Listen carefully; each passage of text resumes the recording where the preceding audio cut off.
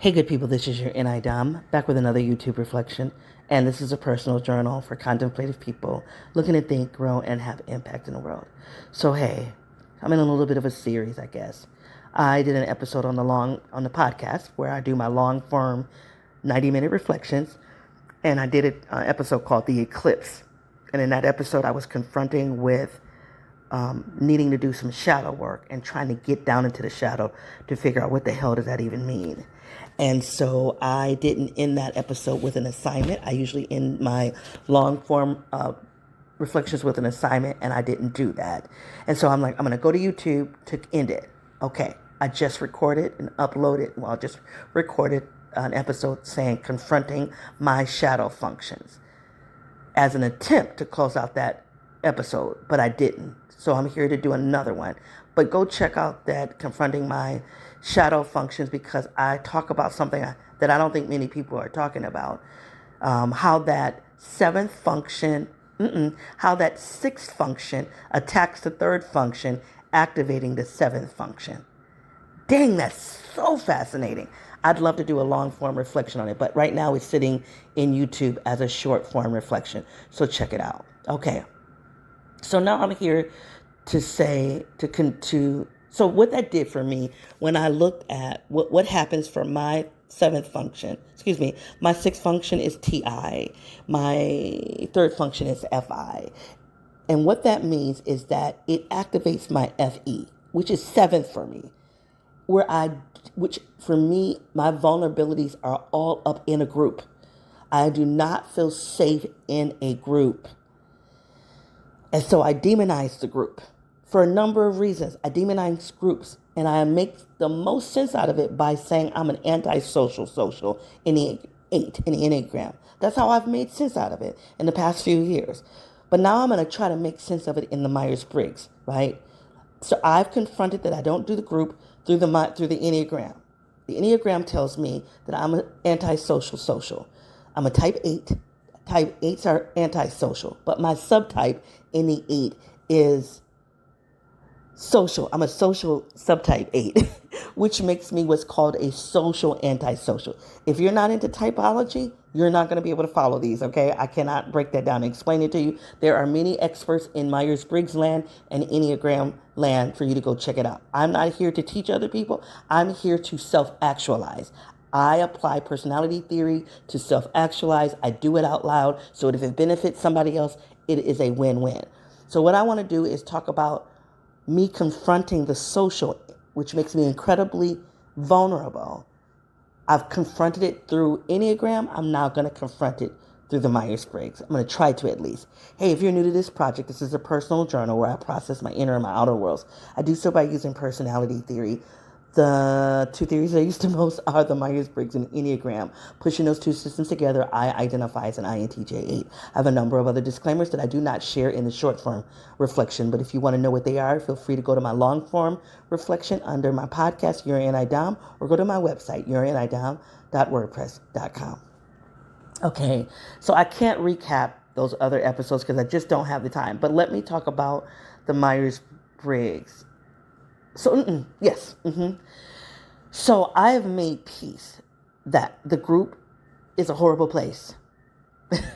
And mainly, and I have never said this, but I believe that I think the group is a horrible place for two reasons, SI and FE, which is now making so much sense for me. SI is what's called my demon function. It is eighth. And SI, as I understand it, because I could give two shits, about the SI, because I don't spend a lot of time studying it, because I don't like it. But as I understand SI, it is the place that holds a lot of regard and respect for sensory realities in the sensory world that have happened historically. And so if it has happened historically, if it's been worked out historically, then it must be tried and true. So this is a place where we respect traditions and institutions and norms and all of the things that have happened, that has happened and has been accepted. Okay? Now, as a person that is a social justice person and an NI, I see the social world as a matrix a height where I took this from an article called Pyramid People. People who are comfortable with there being a hierarchy, ranking people in terms of value and worth in a stack. And I don't agree with that at all. But historically, our society has accepted that we have a hierarchy, and it's called a caste, right? We know that the caste existed in India, but America has a caste system too, right? So you'll hear me in my other podcasts, I talk about the racial elite, right? And so we have issues around racism, sexism, heterosexism. And all of that now denotes that certain people have greater value than other people because of this caste, this hierarchy, this pyramid. And I believe the SI people endorse that because they're not trying to disrupt it, because they're saying, hey, historically, these institutions have worked. These institutions have worked because they have worked on the backs of people at the lower end of the pyramid, on the margin, people who are in the margins. I don't agree with that. Now, not only do SI people support that, in my opinion, you have FE people support it. FE stands for extroverted feeling. What I can't stand, and I talk about this a lot in the podcast, and I'm biased, I will admit it. I have no shame in my game.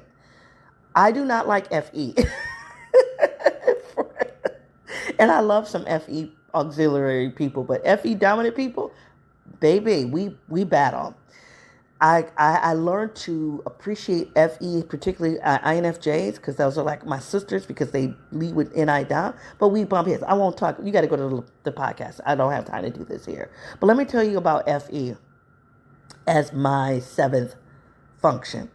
And I think I called it the Trickster, but I really think the Trickster is the sixth function, my TI. I don't remember what. I know that's TI is the Trickster, and then the demon function is my eighth function, which is SI. I don't know what that seventh function is called. Hold on. Okay, I am so glad I hit the pause button. It was tough because my computer had shut down with the internet, and I'm glad I did. So I've been paused for a second. So let me correct myself. That sixth function is the critical parent. And the seventh function is the Trickster. I should have known that. I just lost my brain for a minute. So anyway, my FE is Trickster for me. And I believe FE supports the group. So a lot of FE people say, I feel for other people and I'm an empath. And all of that, I would say is partially true. Because they don't really feel for the individual. They feel for the individual as long as that individual is emotionally aligning themselves with the group. They feel for the group. They feel for the norms and how the group feels. And when that individual deviates, that FE, which is a J function, people don't understand that. It is when it's at the top of the stack, at least.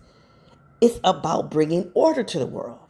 So when an FE sees somebody deviating from the group, the FE will emotionally attack, in my opinion, and bring them in control, in order. And I heard Antonio on the husband and wife team, Personality Hacker, says that FE will something like it's disruptive or dismantle. It interrupts. It interrupts. So it's supposed to be about harmony until somebody isn't falling in line, and then it moves in. And I've seen it time and time again. And it's probably helpful, but I don't like it. And so, and I don't know if I'm then as a Trickster function. I'm not sure if it is if I'm attacking myself by trying to make myself come into the fold, but if TI is really attacking FI, and FI is the individual, for the individual part of me, my individual values, my individual commitments, and TI is like, that's not rational, that's not logical. I don't know, but either way, that FE is a beast for me. And it's where I feel vulnerable because I don't subscribe to the values of the social. Now, maybe that's just about my world. I come from one of my disclaimers that I don't say in the short form podcast is that I come from intergenerational trauma. And so that trauma I'm not supporting. Now, in my family, there are a lot of people who support it. Of course, they don't call it supporting. They find a number of different ways to support it by not. They bury their head in the sand. They project it out. Whatever. They don't confront it the way I do. Not the way, and I'm not saying I'm superior, but what I'm going to stop doing is stop devaluing my way. Because that's what I've been doing. And I think that's what happens in the shadow. So I don't know if the shadow is all good now that I think about it. So is shadow work the work that is happening that we should be acknowledging? That because it's good down there? Or is it something, it is bad? I don't have a mature way, so let me use elementary word. It is just bad. It is bad down there. But because I'm not consciously dealing with it, I'm not confronting it. I can't clean house, but it's down there wreaking havoc. That's good. I'm going to accept that. That shadow work isn't about embracing the stuff that's happening. It's about understanding what's happening down there. To do what? To go back to the top of my stack and do better. And I'm going to close here. I read another article. It may have been the same article that said, I think it was a different article, that we all have a shadow side. And you know what? I think it's not an article. I read it out of the book, Isabel Myers-Briggs or Briggs-Myers or whatever, the daughter's name from the Myers-Briggs team. She said in that article, in that book, they said, if our top two functions are weak, our shadow functions are stronger, because that's our strength. And if somehow we've been hidden in society where we're not functioning by our dominant and our co-pilot, our auxiliary, then there's going to be more havoc happening in the shadow functions. And that's what I'm very curious about, if I'm continuing with that as a product of trauma, if that's what's happened. And I haven't given myself permission to put a stake in the ground and say, no, this is important for me. And FI is third for me, and because it's easy for me to neglect FI. But when I do, so it's okay for Big Brother TE to be like, I'm going to go off and make decisions. But when FI starts stumping her feet, little sister FI stumps her feet, and then Big Brother go, oh, you're right. You can come with me. I shouldn't have left you at home. Let me take you with me. It works. It works. I'm now what's called regulated. I'm dysregulated when Big Brother TE leaves little sister FI at home. But then when she stumps her feet and she starts crying out, and she does, then Big Brother goes, right, which is why I'm now back doing entrepreneurship, because I cannot be in those workspaces that don't allow for my FI values. Okay, we won't unpack that. Go to the podcast to hear more about my journey with employment versus entrepreneurship. Okay. But what I'm coming to terms with in this shadow work series is that critical parent TI is like, is FI doing the right thing? Does she have a right to her values? What's logical? I don't know why TI is doing it. I need to spend some time with it. But if it now then exposes me to FE and not making me do right by protecting, I don't know. I got to study this. This is all brand new. It's just brand new. I got to study it. So I just wanted to say that it's the group. It's the group. And it's not that I don't like groups. I want to be in a group. I want to have a group. I'm a social subtype 8. The group is important to me, but not when the group is valuing a hierarchy, valuing discrimination, even if it doesn't call it discrimination.